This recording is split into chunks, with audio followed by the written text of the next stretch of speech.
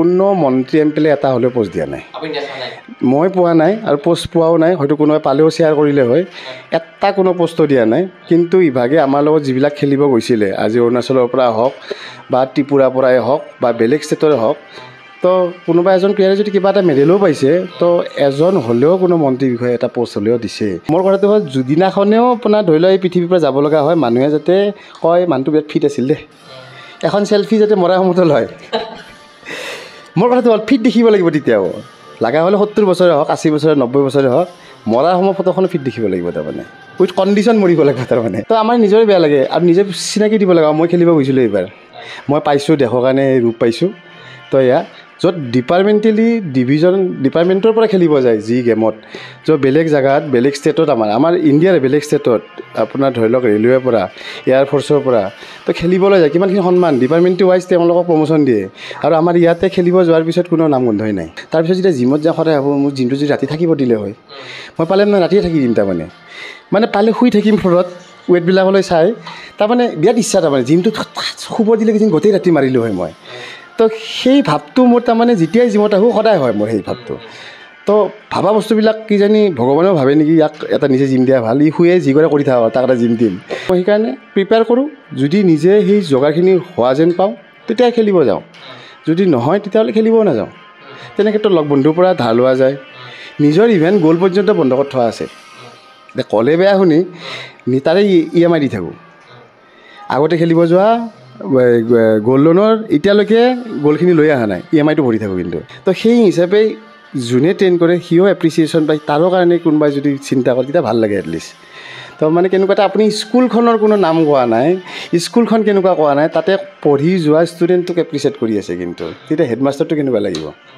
নমস্কাৰ গগ স্পৰ্টছ এনিৰ প্ৰতিযোগী দৰ্শকক স্বাগতম জনাই আৰম্ভ কৰিছোঁ আজিৰ এই বিশেষ অনুষ্ঠান আজি মোৰ লগত উপস্থিত আছে এগৰাকী আন্তঃৰাষ্ট্ৰীয় শৰীৰ চৰ্চাবিদ তেখেত সকলোৰে পৰিচিত শেহতীয়াভাৱে তেখেতে ভূটানৰ থিম্ফুত অনুষ্ঠিত সাউথ এছিয়ান বডি বিল্ডিং চেম্পিয়নশ্বিপত ৰূপজয়েৰে ভাৰতলৈ তথা অসমলৈ গৌৰৱ কঢ়িয়াই আনিছে সেইগৰাকী শৰীৰ চৰ্চাবিদ আজি আমাৰ লগত উপস্থিত আছে আমি তেখেতৰ লগত কথা পাতিবলৈ চেষ্টা কৰিম লগতে তেখেতৰ কেৰিয়াৰ বিষয়ে কিছু কথা আলোচনা কৰিবলৈ চেষ্টা কৰিম ডাঙৰীয়া প্ৰথমতে আপোনাক আমাৰ এই বিশেষ অনুষ্ঠানৰ মাজলৈ স্বাগতম জনাইছোঁ আৰু আপোনাৰ শেহতীয়া যিটো সফলতা তাৰ বাবে আমি শুভেচ্ছা জ্ঞাপন কৰিছোঁ হয় ধন্যবাদ মোৰ ফালৰ পৰা গগ স্পৰ্টছ চেনেলক অভিনন্দন জনালোঁ আৰু আজিৰ এই অনুষ্ঠানটিৰ কাৰণে আৰু আপোনালোকৰ নিজৰ ব্যস্ততাৰ মাজতে আজি এইখন সময় ওলাইছে তাৰ কাৰণে অশেষ ধন্যবাদ যেহেতু শেহতীয়াভাৱে ভূটানৰ থিম্ফুত অনুষ্ঠিত হৈছিলে south Asian body building championship তাত আপুনি ভাৰতক প্ৰতিনিধিত্ব কৰি ৰূপৰ পদক অৰ্জন কৰিবলৈ সক্ষম হৈছিলে অসমৰ পৰা 3জনীয়া দল গৈছিলে তাৰ ভিতৰত আপুনিও এগৰাকী খেলুৱৈ যিগৰাকী খেলুৱৈ পদক জিকিবলৈ সক্ষম হ'ল গতিকে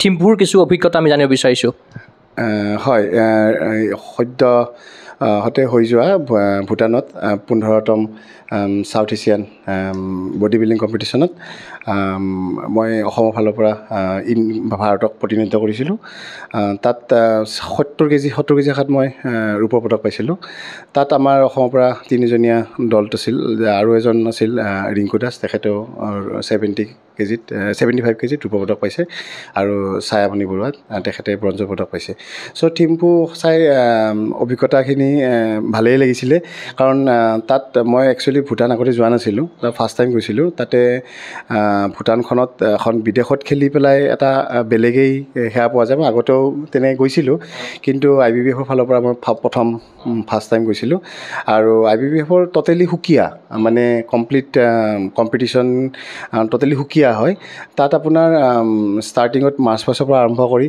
জনগণ মন জিকাৰ পিছত বাজি উঠে কোৱাৰ লগে লগে ৰুম হিয়ৰি উঠিলে তো সেই ফিল্ডটো তাৰমানে খেলি পেলাই একজেক্টলি প্লেয়াৰ এজনে যিটো ফিল কৰে নিজৰ দেশক প্ৰতিনিধিত্ব কৰি কমপ্লিট সেই ফিল্ডটো কৰা যায় যাৰ কাৰণে এজন খেলুৱৈ নিজৰ এজ এ খেলুৱৈ হিচাপে সেই গৌৰৱখিনি অনুভৱ কৰিব পাৰে নিজৰ দেশক প্ৰতিনিধিত্ব কৰা চ' সেই ফিল্ডটো তাত মই ভূটানত ফিল কৰিছিলোঁ যাৰ কাৰণে নিজকে গৌৰৱ অনুভৱ কৰিছিলোঁ এজন ভাৰতীয় হিচাপে আগতো আপুনি ৰাষ্ট্ৰীয় সংগীতটো বিদেশৰ মাটিত বজাবলৈ সক্ষম হৈছিলে থাইলেণ্ডতো আপুনি বজাইছিল আগতে হয় মই আগতে খেলিছিলোঁ মই আগতে ইউনিভাৰ্ছ থাইলেণ্ডত বেংককত গ'ল্ড পাইছিলোঁ মিষ্টাৰ ইউনিভাৰ্ছ 2022 মই WFF নাবাতাৰ পৰা খেলিছিলোঁ আৰু 2023ত মই সাউথ ইষ্ট এছিয়া পাটায়াত তাতো মই গ'ল্ড পাইছিলোঁ তো এইবাৰ সাউথ এছিয়া IBBFত মই প্ৰথমবাৰ মই প্ৰতিনিধিত্ব কৰিছিলোঁ পাইছোঁ তো তাত কিন্তু মানে আপোনাৰ যিটো ফিল হয় তো তাত আপোনাৰ ট'টেলি অ'পেন ষ্টেজত মানে বিভিন্ন দেশৰ খেলুৱৈসকল থাকি তাতে মাৰ্চ পাষ্ট কৰি আৰু তাত পোৱাৰ আপোনাৰ ফিলটো বেলেগ কিন্তু অকণমান তাৰমানে আপোনাৰ তাৰে ৰজাও প্ৰেজেণ্ট আছিলে চ' তাতে আপোনাৰ যিসকল ব্যক্তি তেখেতসকলৰ মানে গণ্য মান্য ব্যক্তি তেখেতসকলৰ প্ৰেজেণ্ট আছিলে আৰু অন্য দেশৰ যিবিলাক আপোনাৰ সংগীত তেওঁলোকে পালে সেইবিলাকো তাতে সেই সংগীত তেওঁলোকৰ কাৰণে সেয়া কৰোৱা হয় তো সেই ফিল্ডটো বেলেগ আৰু দেশৰ প্ৰতি গোটেই টীমটো একেলগে থাকে য'ত আমাৰ ইণ্ডিয়া টীমৰ আপোনাৰ ৰেলৱেৰ পৰা হওক দিল্লী পুলিচৰ হওক হাৰিয়ানা পুলিচৰ হওক তাৰপিছত আপোনাৰ মণিপুৰৰ হওক চ' যিবিলাক আপোনাৰ মানে আপোনাৰ বিভিন্ন ধৰণৰ ডিফেন্সৰ যিবিলাক খেলুৱৈবিলাক হ'ল তেওঁলোকৰ লগত খেলা মানে যিটো অভিজ্ঞতা সেইটো অলপ সুকীয়া ধৰণৰ যিটো মই আগতে বেলেগ এছ'চিয়েশ্যন খেলতে সেইটো নাছিলে চ' তেওঁলোকে নিজৰ দেশক প্ৰতিনিধিত্ব কৰাৰ লগতে নিজৰ তাৰমানে আপোনাৰ যিটো ডিপাৰ্টমেণ্টৰ পৰা খেলে তো সেই ডিপাৰ্টমেণ্টৰ ফালৰ পৰাও তেওঁলোকে পাৰ্টিচিপেট কৰে চ' তেওঁলোকৰ লগত পাৰ্টিচিপেট কৰা এটা বেলেগ ধৰণৰ ফিল পোৱা যায় তাত খেলি পেলাই কিমান দেশৰ খেলুৱৈ এবাৰ সমবেত হৈছিলে তাত আপোনাৰ 8খন দেশৰ খেলুৱৈ আছিলে মানে এপ্ৰক্স যদিও মই গণা নাই বিভিন্ন কেটেগৰী আছিলেতো তো আপোনাৰ অলমষ্ট মোৰ দেন আপোনাৰ 100 to 150 ভিতৰত হ'ব কাৰণ আপোনাৰ তাত অকল 8খন দেশে আছিলে তো 8খন দেশৰ ভিতৰত আপোনাৰ চব দেশৰে আপোনাৰ প্লেয়াৰবিলাক বেলেগ বেলেগ কেটেগৰীত আকৌ খেলিছিলে তো 150 মান হ'ব লাগে মষ্টৰ বুলি কাৰণ একজেক্টলি মই গম নাপাম সিমান আৰু অসম দলটোক উৎসাহিত কৰিবৰ কাৰণে অসমৰ এগৰাকী সক্ৰিয় ক্ৰীড়া সংগঠক ভৱজ্যোতি গোস্বামী ডাঙৰী আপোনালোকৰ লগত গৈছিলে তিনিগৰাকীক উৎসাহিত কৰিবৰ কাৰণে গতিকে তেখেতে কিদৰে আপোনাক শুভেচ্ছা জ্ঞাপন কৰিছে ছাৰৰ একচুৱেলি প্ৰেজেণ্টটো ভাষাৰে ক'লে কমেই হ'ব কাৰণ আমি অসমত বডি বিল্ডিং বুলি ক'ব লাগিলে মই যেতিয়া সৰু আছিলোঁ তেতিয়াৰ পৰা ছাৰৰ নামটোৱে শুনিছোঁ মানে ভৱজ্যোতি ছাৰক মানে বডি বিল্ডিং কৰে বুলি ক'লেই তাৰমানে বেলেগ জেগাতো ভৱজ্যোতি ছাৰক চিনি পায় নে নাপায় প্ৰথম সেইটো কুৱেশ্যনটো আহে তো ছাৰৰ লগত প্ৰেজেণ্ট থাকি খেলিলে অলপ নিজে উৎসাহিত হোৱা যায় অলপ সাহসো পোৱা যায় আজি অকলে গৈ খেলিলে যিটো ফিল হয় ছাৰ প্ৰেজেণ্ট থকাৰ কাৰণে অলপ সাহস অভিয়াছলি পাইছোঁ আৰু বিভিন্ন ক্ষেত্ৰত যেতিয়া মানে বাহিৰত খেলিব যায় অলপ নাৰ্ভাছ হোৱা যায় কাৰণ দেশৰ কাৰণে খেলিব যোৱাৰ লগে লগে আপোনাৰ যেতিয়া ইয়াতে লোকেলি খেলা যায় তো আপোনাৰ তেতিয়া লোকেল অডিয়েঞ্চখিনি থাকে 2-এজন লগৰ চিনাকি মানুহ পোৱা যায় তাত বাকী চিনাকি ফেচটো পোৱাই নাযায় তো তেনে ক্ষেত্ৰত যদি ছাৰে সেইখিনি উৎসাহ নিদিলে হয় বা আগুৱাই যাব মানে নিদিলে হয় তেনে ক্ষেত্ৰত অকণমান যেতিয়া হেজিটেশ্যন ফিল কৰা যায় ছাৰে যেতিয়া আকৌ কয় নাই একো নহয় নৰ্মেলি খেলি দে তো ষ্টেজত পাৰফৰ্ম কৰিলে চব পাহৰি যাবি তো সেনেকুৱা ধৰণৰ যেতিয়া তেওঁ অলপ বুষ্ট আপ কৰে তেতিয়া অলপ সাহস পোৱা যায়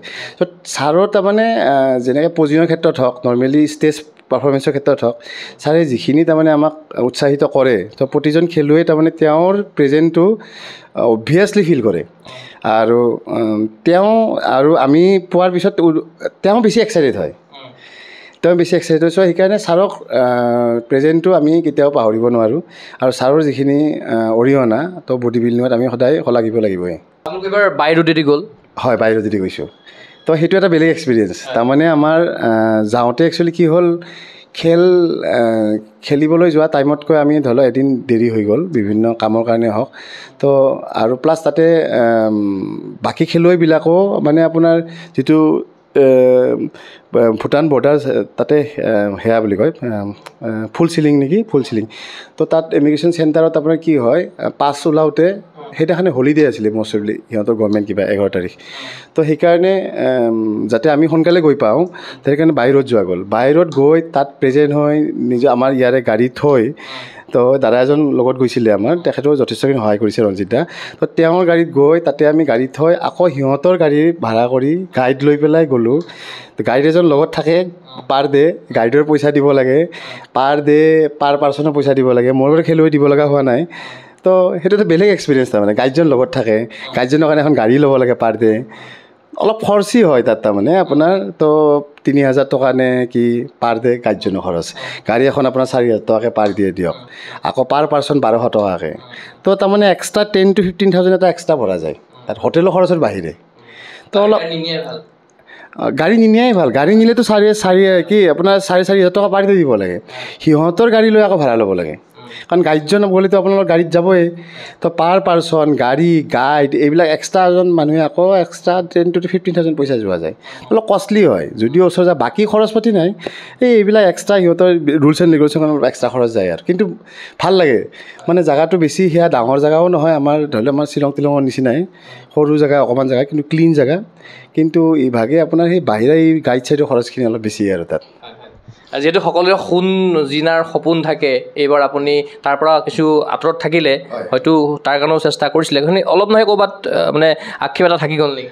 মানে চাওক, প্ৰথম কথাটো হ'ল বিদেশত খেলি দেশৰ কাৰণে মেডেল এটা যিকোনো সাজি সোণৰূপ ব্ৰঞ্জেই হওক, তো কি যিকোনো এটা মেডেল এটলিষ্ট খালী হাতেৰে ঘূৰি আহিব লগা হোৱা নাই, আৰু এটলিষ্ট নিজৰ মাতৃভূমিৰ কাৰণে কিবা এটা লৈ আহিছোঁ, এইখিনি মই বহুতখিনি বুলি ভাবোঁ। কিন্তু মানে সোণৰ পদক পাবৰ কাৰণে চবেই বিচাৰে, তো হয়তো তাত মোৰ কোনোবা প্ৰিপাৰেশ্যনত মোৰ অলপ কিবা কমি আছিলে, যিখিনি মই সেইখিনি হয়তো এতিয়া ইম্প্ৰুভ কৰিব লাগিব, আৰু আগলৈ যাতে ধৰি লওক প্ৰতিনিধিত্ব কৰিলে যাতে মই সেই নিজৰ যিটো খুট খাটখিনি ইম্প্ৰুভ কৰি পেলাই যাতে নিজকে নিজৰ বেষ্টটো দি পেলাই আগলৈকে আকৌ সোণৰ পদক আনিব পাৰোঁ, মই সেই তেনেধৰণে নিজৰ প্ৰস্তুতি কৰিম। আৰু যদিও মই সোণ পোৱা নাই, মই কোনো আক্ষেপ কৰা নাই, কাৰণ মই নিজৰ বেষ্টটোৱে দিছিলোঁ। সেইখিনি সময়ত মোৰ সেই বেষ্টটো চাগে এনাফ নাছিল, যাৰ কাৰণে মই হয়তো সোণৰ পদক নাপালোঁ বুলিয়ে ধৰি লৈছোঁ, কিন্তু মই নিজে ছেটিছফাই। আৰু নেক্সট আপুনি কিহৰ কাৰণে চিলেকশ্যন হৈছে নেক্সট?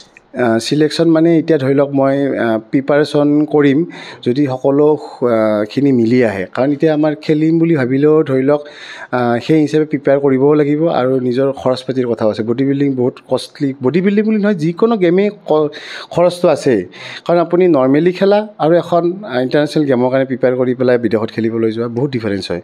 তো সেইখিনি বস্তু যদি মিলি আহে তেতিয়াহ'লে মই নেক্সট আগন্তুক এছিয়া যিটো বেংককত হ'ব তাৰ কাৰণে প্ৰস্তুতি চলাম বুলি ভাবিছোঁ। আগষ্ট মাহত আছে 18 তাৰিখৰ পৰা 25 তাৰিখলৈকে, তো সেইখন খেলৰ কাৰণে মই নিজকে প্ৰিপেয়াৰ কৰি আছোঁ এতিয়া সদ্যহতে। যদি সকলোখিনি মিলি আহে নিশ্চয় মই খেলিবলৈ যাম। যিহেতু আপুনি খৰচৰ কথা কৈছে, গতিকে আপুনি বহুবাৰ খেলিবলৈ গৈছে আগত, আৰু এইবাৰো আপুনি ভূটানত খেলিবলৈ গৈ, গতিকে এইখন খৰচাখিনি কোনে বহন কৰিবলগীয়া হয়? ফেডাৰেশ্যনে দিয়ে নে এছ'চিয়েশ্যনে দিয়ে নে আপোনালোকে নিজা বহন কৰিবলগীয়া হয়? ফেডাৰেশ্যন মানে এতিয়া ফেডাৰেশ্যনে এতিয়া আমাক তাৰ কাৰণে কোৱালিফাই কৰি সেইখিনি ৰাস্তাত আগুৱাই দি পেলাই আমাক খেলিবলৈ সেই সুযোগ সুবিধাখিনি দিয়াৰ কাৰণে আমি খেলিব যাব পাৰোঁ। তো তেওঁলোকৰ কাৰণে সেইখিনি গোটেইখিনি এজন খেলুৱৈৰ খৰচ পাতিখিনি বহন কৰা সম্ভৱ নহয়, কাৰণ এখন বিদেশত গৈ অহা যোৱা খৰচ প্লাছ আপোনাৰ তাতে থাকি খেলিবলৈ খেলা খৰচ, তো সেইখিনি যথেষ্টখিনি মানে এজন খেলুৱৈ নিজে ভৰিবলগীয়া হয়। তাৰ বাহিৰেও আপোনাৰ এজন খেলুৱৈয়ে সেইখিনি খেল প্ৰদৰ্শন কৰিবৰ কাৰণে কৰিবলগীয়া সময়খিনিত সেই যিখিনি টাইম পিৰিয়ড সেইখিনি যথেষ্টখিনি খৰচ হয়। তো মানে আপোনাৰ যদি ধৰি লওক এপ্ৰক্স এখন খেলা যদি 2 মাহ পিছত বা 3 মাহ পিছত থাকে, সেই খেলখন সেই 2-3 মাহত নিয়াৰ এবাউট পাৰ ডে' ছিষ্টেমৰ পাৰ ডে' হিচাপে ধৰি লওক 1.5-2 লাখ টকা এটা খৰচ হয়। আৰু মই ভাবোঁ অকল বডি বিল্ডিং বুলি নহয়, চব খেলতে এইখিনি খৰচ হয়। আজি আপুনি বেডমিণ্টন খেলিবলৈ গ'লে প্ৰেক্টিছ কৰা চাটলটো পাৰ ডে' বহুতকেইটা চাটল যায়, সৰ্বসাধাৰণ মানুহে চাগে নাজানে সেই জোতা কেইযোৰ কিনিব লাগে হিচাপ নাই। এজন ৰানাৰে দৌৰিবৰ কাৰণেও কিবা কিলোমিটাৰ হিচাপত জোতা চেঞ্জ কৰিব লাগে। নৰ্মেল মানুহ দৌৰা বেলেগ, প্ৰফেচনেলি দৌৰা বেলেগ। তো সেনেকৈ আমাৰ বডি বিল্ডিঙতো খৰচটো আপোনাৰ ধৰি লওক 2-2.5 লাখ টকা খৰচ যায় সেইখিনি সময়ত টাইম পিৰিয়ডত, সেই টাইম পিৰিয়ড সেইখন গেমৰ কাৰণে, প্লাছ তাত গৈ পেলাই পাৰফৰ্ম কৰিবৰ কাৰণে অলম'ষ্ট ধৰি লওক যিখিনি খৰচ যায় 4-5 লাখ টকা সম্ভৱ নহয় তাৰমানে। তো তাৰ কাৰণে আপোনাৰ এজন প্লেয়াৰে কিমানখিনি তাৰমানে কেনেকৈ মেনেজ কৰিব লাগে প্লেয়াৰজনে ফিল কৰে। তো সেইকাৰণে আপোনাৰ খেল কণ্টিনিউৱাছলি খেলি থকাটো সম্ভৱ নহয়। তো আৰু প্লাছ তাৰপিছত খেলাৰ পিছতো বোলে আপোনাৰ কিবা ধৰি লওক ডেফিচিটখিনি মাৰা যায় বা কিবা পোৱা যায়, তো সেইবিলাকতো বাৰু আশা কৰা নাযায়ে। তো তেওঁ খেলি অহাৰ পিছত যিখিনি ধৰি লওক মানুহে তেখেতক এপ্ৰিচিয়েট কৰে আৰু যিখিনি সন্মান দিয়ে সেইখিনিয়ে যথেষ্ট বুলি ভাবি পেলাই আগবাঢ়ি থকা যায়। আৰু সেই যে নেশ্যনেল গেমৰ নেশ্যনেল এন্থেমটো বাজে, সেই মুহূৰ্তটো ফিল কৰাৰ কাৰণে খেলুৱৈ এজনী খেলে। খেল হোৱাৰ পাছত আপোনাক উৎসাহিত কৰিছে চৰকাৰী ফালৰ পৰা বা এনেকুৱা ধৰণৰ? চৰকাৰৰ ফালৰ পৰাতো তেনেকৈ কোনো উৎসাহিত কৰা নাই, লগ বন্ধু আৰু প্লাছ আপোনালোকৰ যেনেকৈ নিউজৰ ফালৰ পৰা যিখিনি সেয়া পষ্ট দিছে বা ভিডিঅ' দিছে সেইখিনিয়ে হৈছে।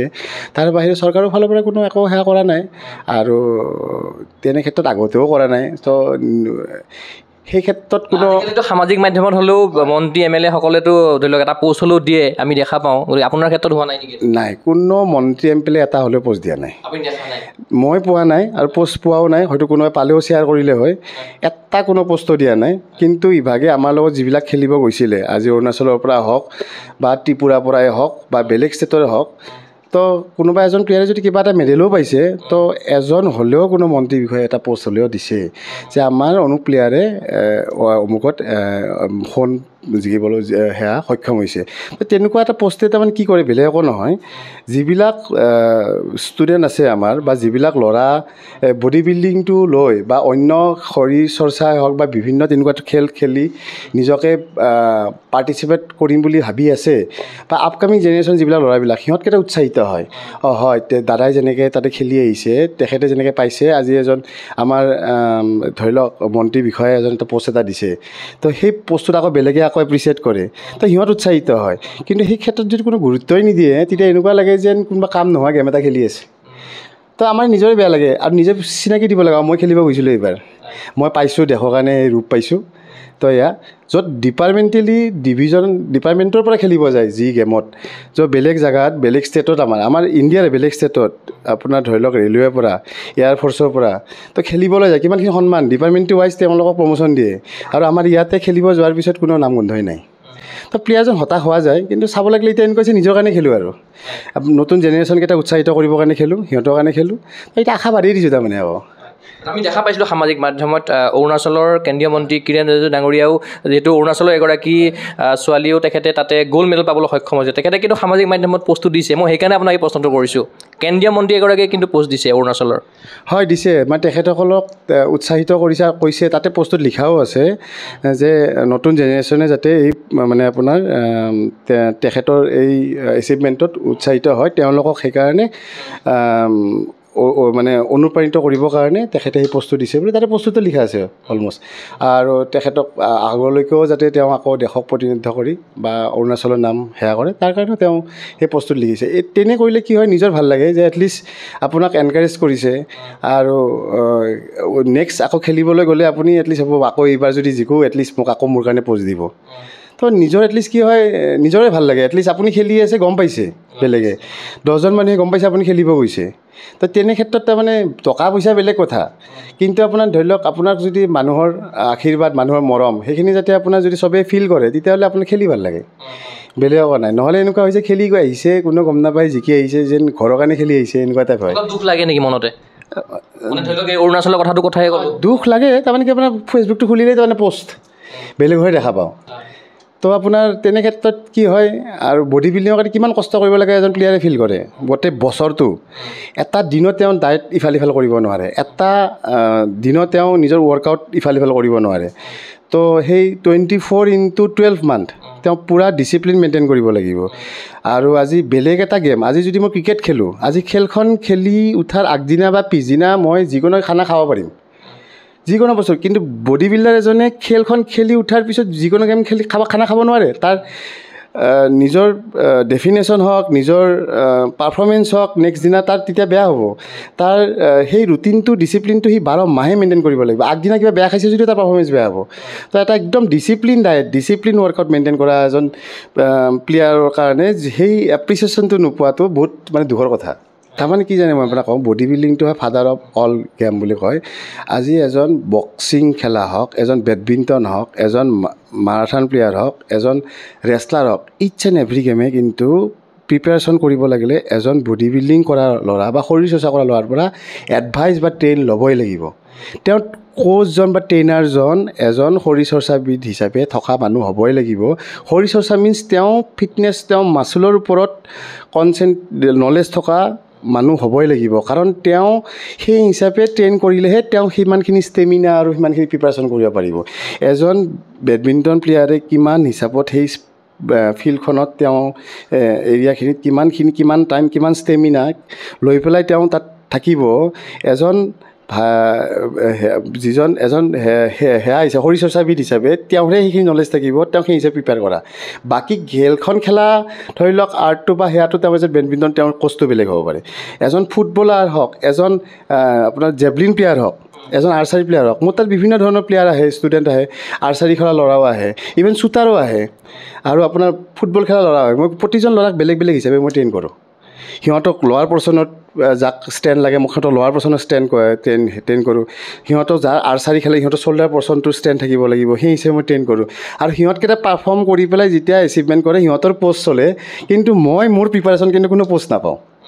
কিন্তু প্ৰিপেয়াৰ কৰি ধৰি লওক আমি এইবিলাকেই কৰাওঁ আজি ময়ে হওক বা বেলেগ জিমতেই হওক সিহঁতেই ট্ৰেইন কৰে কিন্তু তো সেই হিচাপে যোনে ট্ৰেইন কৰে সিও এপ্ৰিচিয়েশ্যন পায় তাৰো কাৰণে কোনোবাই যদি চিন্তা কৰে তেতিয়া ভাল লাগে এটলিষ্ট তো মানে কেনেকুৱা এটা আপুনি স্কুলখনৰ কোনো নাম কোৱা নাই স্কুলখন কেনেকুৱা কোৱা নাই তাতে পঢ়ি যোৱা ষ্টুডেণ্টটোক এপ্ৰিচিয়েট কৰি আছে কিন্তু তেতিয়া হেডমাষ্টাৰটো কেনেকুৱা লাগিব প্ৰিন্সিপালটো কেনেকুৱা লাগিব এনেকুৱা টাইপ তো তেনেকুৱা ফিল হয় আৰু বেলেগ একো নাই তো সেইকাৰণে আশা কৰা যায় কিন্তু এতিয়া আশা কৰিলেই যে চব ধৰি লওক গুৰুত্ব নিদিয়ে যিহেতু আৰু কৈ লাভ নাই আৰু যিহেতু আপুনি কেইবাবাৰ আন্তঃৰাষ্ট্ৰীয় পৰ্যায়ত খেলিছে আৰু কিবা মানে লাখ লাখ টকা খৰচা হয় এনেকুৱা ধৰণৰ টুৰ্ণামেণ্টত গতিকে চৰকাৰী ধৰণৰ কিবা সাহায্য এতিয়ালৈকে আপুনি লাভ কৰিছে নেকি আজিলৈকেতো 1 টকাও পোৱা নাই তো নিজৰ ফালৰ পৰাই খেলিব গৈ আছোঁ আৰু আগলৈও চাগে পাম বুলি মই নাভাবোঁ কিন্তু পালে তাৰমানে কি হৈ যায়নে তো কিছুমান গেমৰ প্ৰিপাৰেশ্যন কৰিব পাৰিম এতিয়া তাৰমানে নিজে বহুত চিন্তা কৰি বহুত মানে ডিপ্ৰেশ্যন থাকি প্ৰিপেয়াৰ কৰাৰ নিচিনা হয় কাৰণ খেল খেলিবলৈ যাম খেললৈকে যদি আকৌ চব প্ৰিপাৰেশ্যন হোৱাৰ পিছত যদি টিকট খেলিব যোৱাখিনি এৰেঞ্জ নহয় তো তেতিয়া আপোনাৰ আকৌ বা চব প্ৰিপেয়াৰ হৈ পেলাইও আকৌ খেলখন প্ৰেজেণ্ট হ'ব নোৱাৰিম হৈছিলে নেকি এবাৰ মানে ভূটান যোৱাৰ আগত না অবভিয়াছলি তাৰমানে লাষ্ট পৰ্যায়লৈকে মই চিয়'ৰ নাছিলোঁ খেলিব যাম বুলি মানে পইচাৰ কাৰণে অবভিয়াছলি তাৰমানে কি চাওক এতিয়া আপোনাৰ খেল এখন খেলিব লাগিলে ছাডেন এটা ইনষ্টেণ্ট সেই পইচাখিনি লগা হয় এতিয়া আপোনাৰ ধৰি লওক আমি যি কৰি আছোঁ আজি জিম হওক এয়া হওক এইবিলাক চব আপোনাৰ চব লোনত কৰি থকা যায় তাৰ কাৰণে মান্থলি পোৱা পইচাখিনিৰে EMI দিয়া যায় মান্থলি পোৱা পইচাখিনিৰে আপোনাৰ ধৰি লওক ৰেণ্ট দিয়া যায় তো মিলাই থকা যায় আজি এটা জিম কৰি চলাই আছোঁ কিহৰ কাৰণে আজি এটা চৰকাৰী চাকৰি নথকাৰ কাৰণে কৰি আছোঁ নহ'লে আৰু মানুহে ধৰি লওক প্ৰতিজন মানুহৰ এটা গলিত 20টা জিম থাকিলে হয় যদি জিমেই চবতছে লাভৱান বস্তু হ'লে আৰু সেই জিমটো আপুনি চলাব লাগিলে আপোনাৰ এটা নিজৰ আইডেণ্টিটি আৰু নিজৰ এটা আৰ্ট থাকিব লাগিব আৰু সেই আৰ্টটো ক'ৰ পৰা আহে আজি মই খেলি আছোঁ খেলৰ কাৰণে প্ৰিপাৰেশ্যন কৰি আছোঁ আৰু মোৰ তাতে আহিলে সেই নলেজটো পাম বুলি মানুহ আহিছে আৰু সেই বস্তুটো হৈ আছে কাৰণ মই খেলি আছোঁ আৰু তাৰ কাৰণে জিমটো চলি আছে তাৰমানে মই এটা ছ'চাইটিত থাকি মই নিজকে সেইটো বস্তুৰ যোগ্য কৰি মই সেই ৰাস্তাটো দেখাইছোঁ নতুন জেনেৰেশ্যনক তো তাৰ কাৰণে যদি আপুনি খেলিব গৈ পেলাই এপ্ৰিচিয়েট আৰু সুবিধাই নাপায় তো 10টা ল'ৰাই মই হ'ব নোৱাৰে আৰু মই